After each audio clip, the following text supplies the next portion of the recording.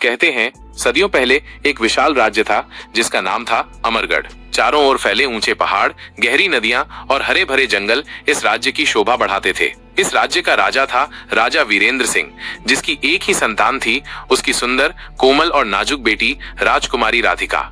राधिका का मन बचपन से ही महल के बगीचे में एक साधारण सैनिक अर्जुन के साथ खेलते हुए बहलता था। अर्जुन उसकी हंसी की वजह था, लेकिन जब बड़े हुए तो उनके दिलों में खेल की जगह मोहब्बत ने ले ली थी। अर्जुन की गहरी भूरी आंखों में राधिका के लिए सम्मान और प्यार साफ झलकता था, लेकिन इस प्यार की कोई मंजिल नहीं थी। राधिका एक राजकुमारी थी और अर्जुन सिर्फ एक साधारण सैनिक। समाज के बंधन, राज्य की मर्यादा और राजा का क्रोध, इन सब के बीच उनका प्यार एक अधूरी कहानी बनकर रह गया। एक दिन राजा वीरेंद्र सिंह ने राधिका का विवाह पड़ोसी राज्य के राजकुमार सत्यजीत से तय कर दिया। सत्यजीत एक घमंडी और निर्दयी राजा था, जिसकी क्रूरता की कहानियां पूरे राज्य में मशहूर थीं। राधिका ने अर्जुन से कहा, अर्जुन, क्या तुम मेरे बिना जी पाओगे? अर्जुन ने उसकी आंखों में देखते हुए कहा, माइनस, जब तक मेरी आत्मा जिंदा रहेगी, मेरी मोहब्बत तुम्हारे साथ जिंदा रहेगी। शादी का दिन आ गया। राधिका भारी जोड़े में सजी थी, मगर उसकी आंखों से आंसू थमने का नाम नहीं ले रहे थे। अर्जुन दरबार के बाहर खड़ा था, उसकी आंखों में दर्द साफ झलक रहा था। तभी अचानक किले पर हमला हो गया। दुश्मनों ने किले के चारों ओर आग लगा दी। राजा वीरेंद्र सिंह युद्ध के मैदान में गए, मगर अर्जुन बिना कुछ सोचे समझे राधिका की रक्षा के लिए दौड़ पड़ा। अर्जुन ने राधिका को महल के पिछले दरवाजे से बाहर निकाला। राधिका ने कहा, अर्जुन, मुझे छोड़कर मत जाओ। अर्जुन ने उसका हाथ थामकर कहा, राधिका, तुम्हारी जान मेरी जान से ज्यादा कीमती है। फिर अर्जुन ने राधिका को पीछे धकेल दिया और खुद दुश्मनों से लड़ने चला गया। आखिरी बार राधिका ने अर्जुन को तब देखा जब उसकी तलवार खून से रंग चुकी थी और उसकी आंखों में आखिरी बार राधिका की छवि झलक रही थी। राधिका ने अर्जुन के शव को अपनी गोद में लिया। उसकी आंखों से आंसू थमने का नाम नहीं ले रहे थे। उसने अर्जुन के माथे पर एक आखिरी चुंबन दिया और कहा, अगर अगले जन्म में मिलोगे तो मुझे छोड़कर मत जाना अर्जुन। तभी अचानक पीछे से किसी ने राधिका के गले पर तलवार रख दी। ये प्यार सिर्फ मेरा हक है राधिका।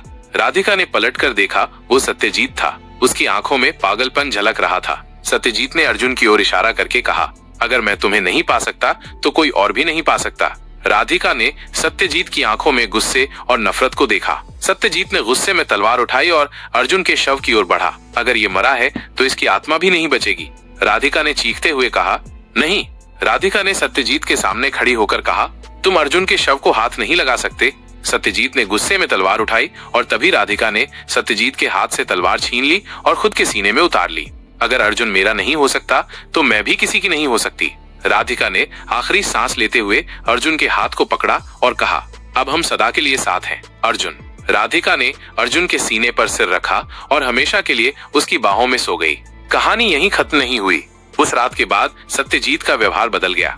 महल में अजीब घटनाएं होने लगीं। पूर्णिमा की रात को सत्यजीत की चीखें महल में गूंजती थीं। एक रात सत्यजीत ने अपने कमरे में एक परछाई देखी, अर्जुन की परछाई। सत्यजीत ने तलवार उठाई, लेकिन अर्जुन की आत्मा ने उसे पकड़ लिया। सत्यजीत की आंखें डर से फटी थीं। अर्जुन की आत्मा ने सत्यजीत के गले पर हाथ रखा और कहा, जिस प्यार को तुमने छीना है उसकी सजा अब तुम्हें मिलेगी। सत्यजीत की आंखें फटी रह गईं, उसकी सांसें बंद होने लगीं। अर्जुन की आत्मा ने कहा, तुम्हारी आत्मा अब मेरे साथ इस महल में भटकेगी अनंत काल तक। सत्यजीत की चीख पूरे महल में गूंज उठी और अगले ही पल सत्यजीत की लाश जमीन पर गिर पड़ी। कहते हैं अमरगढ़ का वो महल आज भी वीरान पड़ा है। पूर्णिमा की रात को आज भी उस महल में एक स्त्री की सिसकियां और तलवारों की झंकार सुनाई देती है।